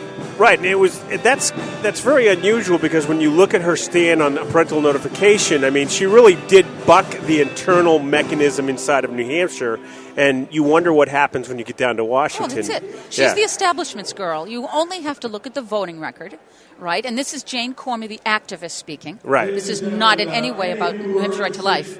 And seeing Senator Let's hear. Cruz, he has arrived. You folks should finish registering Yeah. and go back There we go. outside if you would like to hear him speak. All right. Okay, so Ted has just arrived. So- In any case, I think that, when she took it as a political way to make a jibe at Ted Cruz, that he was the crazy right guy that was going to shut government. Right. We would have had much more respect and supported her for saying, this is one we should. Right. We should stand Absolutely. on this. And take the opportunity and use the messaging. Of course, Yes. the Republican Senate Committee doesn't want to spend money on that. The House Republican Committee doesn't want to spend money on that. They have a boatload of money in which they could have gotten ahead of this message, especially when the truth was really starting to come You're out. not kidding. And also start leveraging what many of us already know. Like you said, how they hide their funding, how they move the funding out, how they calculate, I tell people this all the time, is that, how Planned Parenthood calculates their services. Every phone call is listed as a service. Yeah. Every time you walk in and take a pamphlet, it's listed as a service. So Right. when you pad that kind of when you pad that service resume, numbers. right? Yeah. It's easy for you to come back and say, "Well, no, we provide this for a service." Well, first of all, we know that 3% is such a freaking Oh, lie. it's It hurts, terrible, yes. right? Just hurts me. But the truth is when you go in for the abortion, they might give you 5 different services. So you have the abortion, Exactly. but you have 5 other services. So they use those 5 to say that, but it was all abortion related. Exactly. It's crazy. And why do these people think money isn't fungible? Well, I mean, there are no separate accounts in Planned Oh, Parenthood. no, you can't. I mean, the building itself, if they use federal funds to support the lease of the Yeah, building, crazy. what do you think you're supporting? And they make enough money where, unfortunately, they do make enough money. They make enough money where the government shouldn't be involved No, in this. When they you should look at not. entities like the New Hampshire Food Bank, okay, there's an organization that feeds multitude of people Right. not on a daily basis, which gets hardly anything from the government of sustainable amount. Right. And I think people, if they were presented with a fact of where do you want your money to go, Absolutely. if you're going to spend it, No. those are the places. And you know what? That is logical Yeah. and that's moral, right? We've lost both. Oh, we have. We have to get that back. We really have. I got to get ready to pop over, so I'm going to Yeah, I take have off. to go out too. Thank you, sir. I have to go out. All righty. Thank you very much to everybody. I am now sitting here by myself. Listening to the music. This is Grok Talk. And Pete and Jemmy, the tech guys over there. I can see him. A lot of people standing in line, ladies and gentlemen. Big line to get in here. So, it looks like a good turnout. A lot of folks outside. And I think you probably heard Ted Cruz is the first candidate here that I'm aware of, and he's going to be talking outside in a little bit. I still need to go over and sign in so I can actually vote, but I can wait to do that until after this podcast is over. We've got another 25 minutes or so, and maybe we can get Mike over here to sit down and have a little chat with us. Gilbert went off to get me a coffee. It's cold in here. It's still cold in here, but it's heating up. Things are getting interesting. So, exciting day here at the Durgan Pulling Arena in Hopkinton, New Hampshire, at the Hopkinton State Fairgrounds. You are listening to Grok Talk, brought to you by GraniteGrok.com, and quite often by the Coalition of New Hampshire Taxpayers, but not in October because we're not even there. But hopefully we'll be back in studio in the next week or two. Of course, 2 weeks ago we were out at an event, the Practical Federalism event, if you caught that. We streamed that live, and then last week we spent a couple hours at the Republican Liberty Caucus Biennial Convention. Well, every 2 years they have their convention, and it was in Nashville, New Hampshire this year, National Convention. And we were kind enough to they were kind enough to let us come and cover some of that, and talk to some of the folks there. And of course, this week we're here in Hopkinton at the 603 GPS Caucus. And Mike looks like he's about to plug something in, so who knows what's going to happen when he does that. No, you'll be okay. Just don't unplug me, please. Thank you. I'm not going to. Good. So we don't want you to forget about all the other things that are going on in the world. Of course, we will be looking forward to having guests on the show to talk about all the issues in the campaigns. Those of us at Granite Grok who are involved with the 603 Alliance will be endorsing the winner of the caucus, whoever it may be. That does not mean that we will not, in an as unbiased a fashion as possible, try to cover every candidate who's available and makes themselves available to us. We're not trying to convince you to vote for who we want to vote for so much as to make sure that you hear what they have to say. That's what Granite Grok is for. Obviously, that's what Grok Talk is for. Obviously, we have very, very strong opinions. We have conservative opinions, and we are going to try to defend those opinions as often as we can. But we want to make sure that everybody has a chance to hear candidates speak and to have them explain their positions with regard to those principles. And we look forward to having as many candidates on as we can, hopefully before more of them drop out, because while they can't all make it all the way to the end of the race, they all have opinions, and they're all interesting, and they're all exciting, and they've stepped out and taken this chance. And we want to give you an opportunity to hear what they have to say. So we're going to look forward to that in the coming weeks and months leading up until the beginning of the primary season, which is in February. The Iowa caucus is probably late in January, early in February. The New Hampshire primary is slated roughly for around February 9th-ish. They haven't really picked the exact day yet, because it needs to be at least 7 days. I think it's 7 or 10 days before the next primary, or so many days after the caucus. I forget what the formula is, but it's embedded into New Hampshire law. So before any other primary state holds their event, we have our primary. So one of the discussions that came up in recent weeks was the chairman of the National Republican Party, the RNC, mentioned some interest in playing around with the schedule for the primaries, and of course the early states got all uppity about it. There was a lot of I just posted this thing, and the next day I got it off at Drudge, and the next day everybody's talking about it in the state, because if it was on Drudge they saw it, and the media picked it up. But there was an interest in fiddling around with that, and of course New Hampshire's very defensive about that. And part of the problem was people are saying, well, it's New Hampshire, it's mostly white, it has a slightly higher level of average income. They don't think that it's representative of America. But then that's why there are all these primaries and all these states, and they all have an opportunity. I personally don't have a problem with them screwing around with the schedule, but that's because, in my opinion, and those of us at Granite Grok, there are a great number of side effects to having a first-in-the-nation primary in New Hampshire that aren't necessarily good. And they pretty much circulate around the relationship with the state party and the national party and the candidates running for federal office. The state party and the money people have a vested interest in getting invited to the best parties and being connected to the best people. And the First in the Nation primary, and this is probably on both sides of the Democrats too, really sort of lends itself to the opportunity for them to really feel this obsessive need to be associated with the National Party. And the National Party, as you know, doesn't always represent the interests of the states.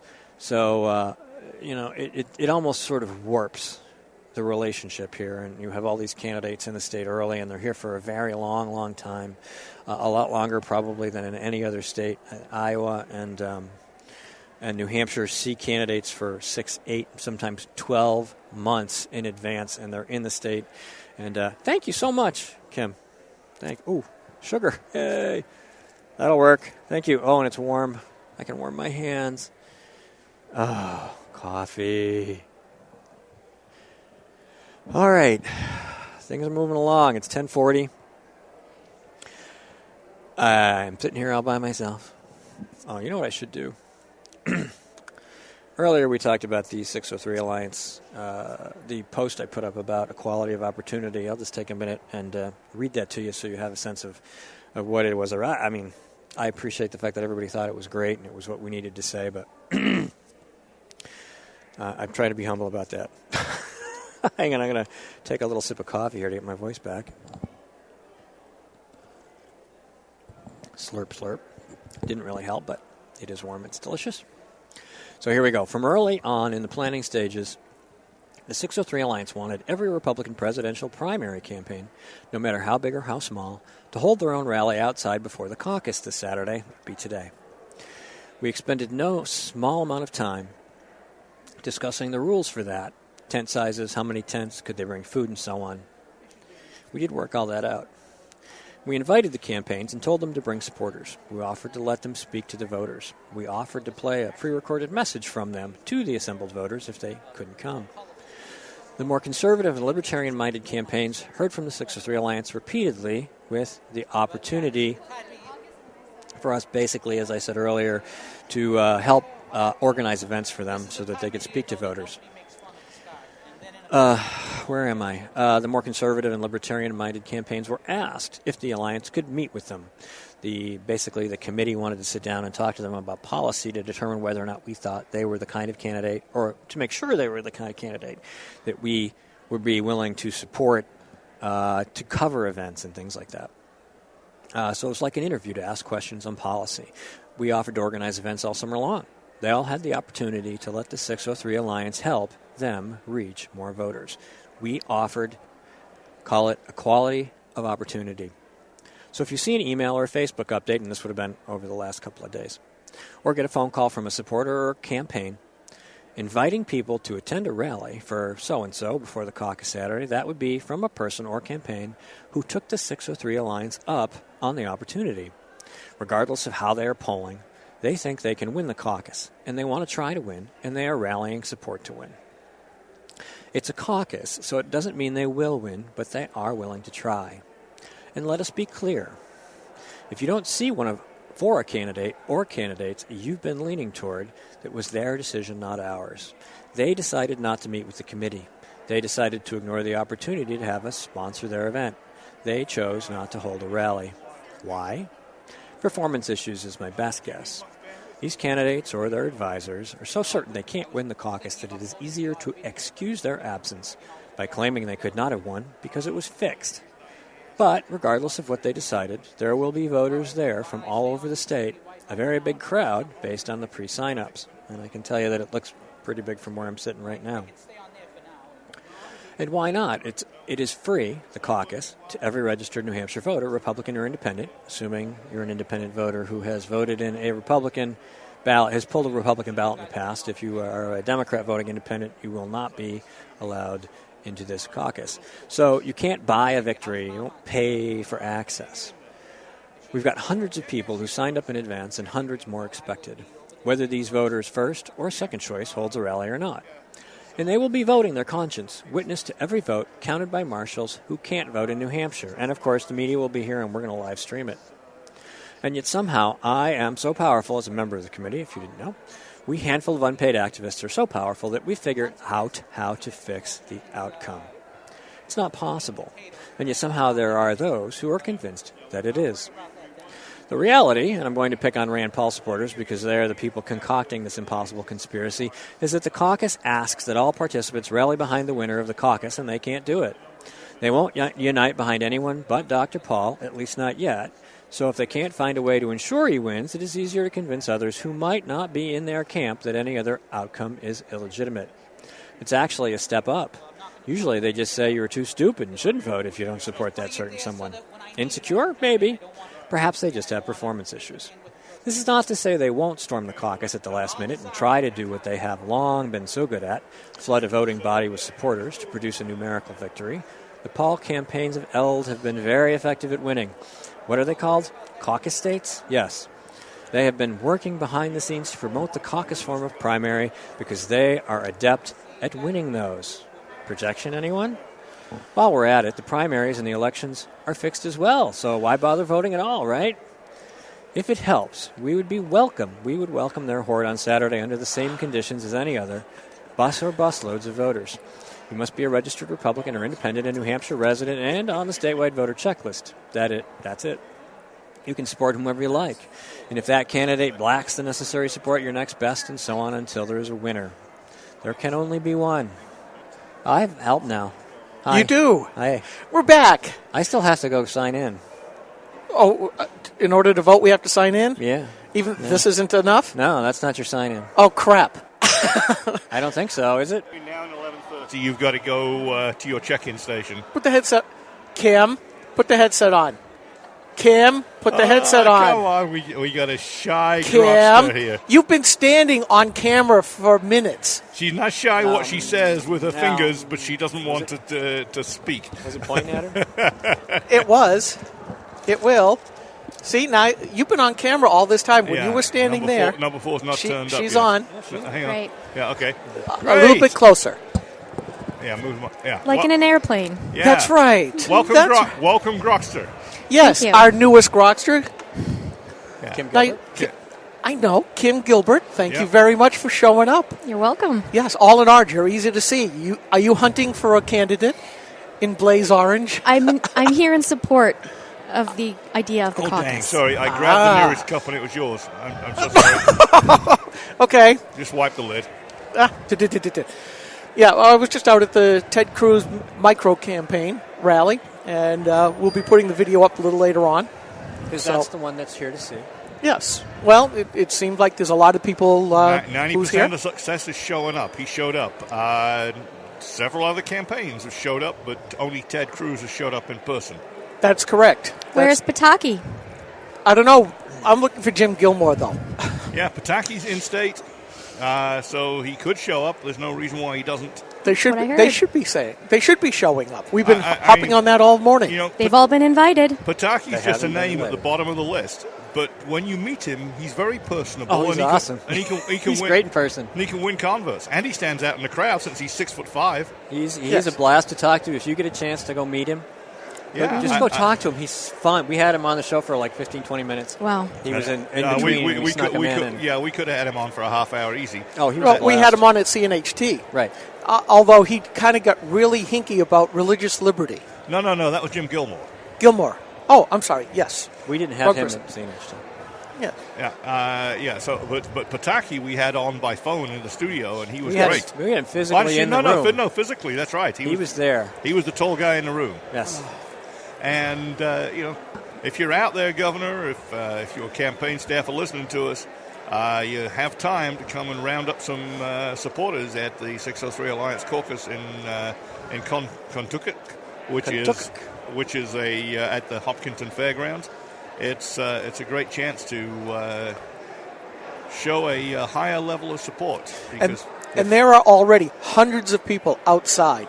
The line was long getting in. I mean, I felt sorry for some of the real senior citizens out there, a couple in wheelchairs. I mean, they're just shivering away, and they're not saying, let's go. They're saying, I want in. There's a lot of interest in this. I was speaking to a man that just did a freedom, is it called Freedom Flight? What is Yes, the flight the Freedom down for the World World War War II II vets. veterans? Yes. He was outside. I was standing next to him, and he was very well bundled up, but he was excited about coming here and seeing what this was about and casting his vote. Yeah, Yes. I think it's terrific. And I think for conservatives, this is a way to fight back against the establishment, is really what it comes down to. We are tired of Well, that's having exactly what this is. a couple of good conservative candidates rolling in for a race, only to see their votes. Uh-oh. Sounds like Jeff is getting ready to go, but we still have a few minutes left here. Yes, we do. But basically, seeing a moderate come along and splitting the vote and winning it, and we end up with somebody like Kelly Ayotte. I'd say the Cruz has a huge advantage right now. Carson's got yeah. a player too. Carson's got a big crew over there. Good. Good. We want huge crowds all around. This is when I'm glad I brought noise-canceling microphones and headsets. These are state of the art. These are really fancy. Yeah. Well, the really nice ones are much more expensive. The David Clarks that you'd see like a pilot wearing, those are cool. Yeah. Those are way beyond my budget. Yeah, we're not going to be. We're probably distorting a little. I know it's hard for us to hear each other when everybody's talking and shouting, but we have to make sure that the quality of our broadcast is maintained at all costs. Yeah. So, we're picking a little Did bit. anybody do a shout out to the Rand Paul group that are a mile away? We talked about them this morning. Yep. As we mentioned with Jeff, and Jeff has absolutely confirmed that if you're supposed to be somewhere and you don't show up, we will talk about you. And especially when you're that close. And talk about you again and again and again. And I think it's a shame. Steve had a wonderful post. I think he was reading while the rest of us abandoned him to go get something hot. I did talk some other things. Kim was kind enough to go fetch me some coffee. I got the last coffee for you. Oh, thank you. That was it. Yeah, and I owe you $2 for the hot chocolate. No, oh, I thought you'd paid. I'll go back and pay him. I will go do that. That's not right. No, I told him you'd already paid because you just left the cup with me. Yeah, well, I had to run because Ted Cruz folks were ready to do their micro rally, and we taped it. We will put it up a little later on today or tomorrow. Yeah. So I paid for 2 coffees. I didn't realize you'd not paid for your hot chocolate, but that can be fixed. Yes, we can fix that. So I will tell you right now, folks, that our show is done in just a couple of minutes. 8 minutes. It is my intention on standing with Ted Cruz. I know that it's been something I've wanted to say for quite some time, but knowing that I'm part of the 603 Alliance, the co-founder of Granite Rock, I needed to hold back. And I don't have to anymore because here we are covering the 603 Alliance. We're here to vote for somebody. And, yes, I want to get up and speak for him, and I will vote for him. Well, and since I'm non-voting, I can operate the desk and aim the cameras while it's going on. Yep, Absolutely we're cool. Stop the audio stream at 11 o'clock, but we will be live streaming video and audio all day. Absolutely. We're going to be here till it is done. And so if you want to know what the answer is to life, the universe, everything, and the winner of the 603 Alliance Caucus, stay right here on Granite Rock because you will hear it first. Yes, the answer is not 42. Or Trenton, New Jersey. And the winning group will have a lot more than 42 people in it too. Yeah, there's a lot of people coming in. They are. I'm hearing reports that the parking's overflowing. Yep. It's easy outside. Just tons of people. You were outside for a few minutes. Yeah. You passed by me and saying, "Oh, I'm going to be by myself." No. Who was it that was running this? I told you Jeff was running the show. Yes. We have to say thank you to Jeff Chittister, who was on with us earlier, for sitting here and taking over for us. Not a grok to be seen. We're all outside. I was wondering who that was. Warmth, please. Jane was talking to. Okay. Technically, we had a grokster here. Yes. So. Yes. So we were covered. Yeah. But, so that's the first time we've ever done that. So, what do you think? About the turnout? I think this event? I think it's great. And you're registered to vote? Of course. Okay. I'm going to ask, who are you going to vote for? I'm not going to vote. I'm here in support of the caucus. I'm not going to vote. You're not going? That doesn't stop you from joining one of the caucus groups. Yeah. Who are This you is true. Who are you looking to, Steve? I'm not going to say it.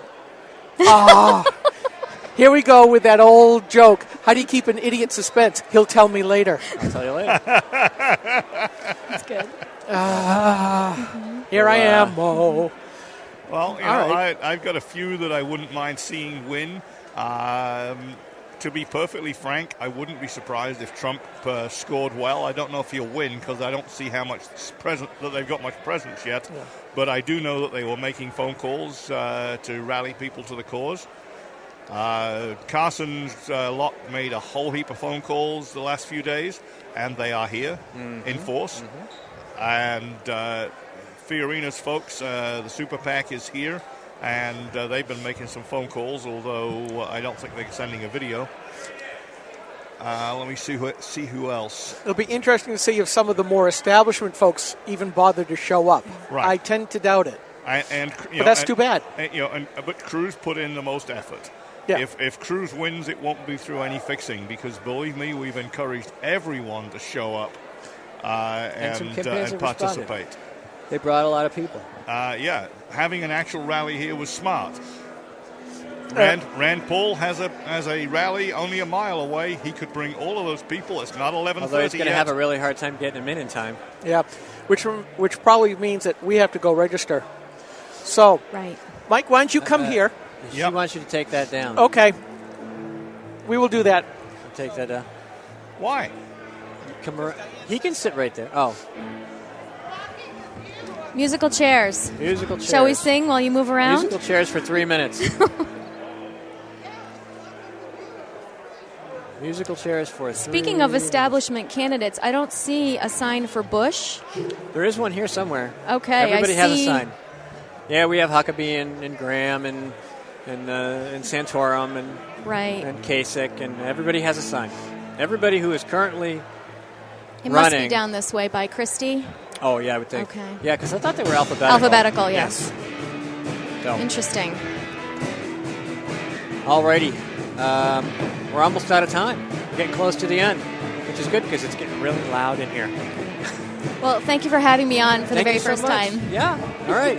You can go. You're free. Thank you. We'll let you go. Alrighty. We're just about done. 2 more minutes or so. And we'll wrap it up, and then I'll go try to sign in. See if I can do that. Okay. All right. Hey, Jorge, how you doing? Hi again. People sneaking up behind us. No. No, So- we're not in charge of music. So we are almost done. Put it wherever you want. Put it over here. Oh, that feels good. Hi. People are coming over and massaging Skip's back. Well, I've been shivering so much it feels good. It is. It's starting to warm up in here. Yeah. We have a lot of bodies. Well, we'll see. Yeah. We'll see what happens. I don't know how they're going to sort them for the counting part, though. I mean, Yeah. everybody's everywhere. So, well, really what we need to do is you and I got to... How long is the line? It's pretty long. Because we got to get registered. We got to get registered. So, we're going to ask Cam... Now, we're all set. Huh? The show's over in like 2 minutes. 2 minutes. All right. We'll be done, and we'll Well- just go about our business and let the camera run. Yeah, and we have to compete now with the band. Yes, So, we do. So it's not going to be easy, but you No, can it's hear not. us, and we're No, it's- still, no, it's we're not still at all. doing okay. We don't want to get too loud. We'll So- blow out our listeners. We want to thank everybody for tuning in. Next week, we may be broadcasting from Area 23 in Concord, pub and so on and so forth. We may be in the studio. It's hard to say. I was still waiting on confirmation for that, but I do look forward to getting back in studio. Yeah. Either way, it'll be much quieter than it is It now. will be a lot quieter than this. Yes. So we look forward to doing that. And we really want to thank everybody for coming out and showing up. If you are planning to come to the caucus, you better get here soon. I'm sorry? I said if you're planning on coming to the caucus, you better get here soon. Yeah, real soon. We've got So- half an hour to get here and get registered. So I don't know. I got to wonder if we're going to be able to start. You got to be in line by 11:30. Yeah. So I don't think we're going to be voting at 11:30. So. Okay, this is mine, right? Yes. That's yours. I know. I haven't gone yet. I got to go in 2 minutes. You got yours. Yeah. Good for you. My wife can vote in the caucus. She doesn't know who for, but she can vote in the caucus. Well, the whole point of it being a caucus is it's a process of discovery. If your candidate doesn't come out on top, you get the chance to reconsider who else would be acceptable to you. That's right. And so by a process of discovery, you should end up with your first, second, or worst case, maybe third choice as someone that you can see right in front of your very eyes has got a broad base of support and is therefore worthy of promoting through the primary. Correct. And again, all right. So if you guys want to run, I'll spin around there and keep an eye on live. We have like 30 seconds left. So we're just going to finish it off. You got a half hour to register. Finish off the audio portion, and then we're going to just let the camera rip and do whatever it does. If you want to talk, you can. Yeah. No, at that point we'll let it skip for a while unless there's something to comment on. Well, actually, if we can get another garage to sit with you, you guys can just hold the fort down for us while we get registered. You can sit in one of these chairs. All right. Yeah, you can sit in a big chair. We can do that. Good. All right. We're winding down, ladies and gentlemen. Thank you. So it's the end of the official podcast in a chaotic and busy location. You want to do the closing? Go ahead. Hurry up. No, it's the end of the official podcast. We're in a chaotic and busy location where all manner of fun is going to break loose in about a half hour. All right, we're out of here. Hi, this is Rich Gerard, host of Gerard at Large in the Morning. The Manchester area's only locally owned, locally operated, focused, and interested riveting radio show, heard live every Monday through Friday from 6 to 9 on 90.7 FM WLMW New Hampshire Family Radio, and available 24/7 live or archived at GerardAtLarge.com. Be sure to tune in.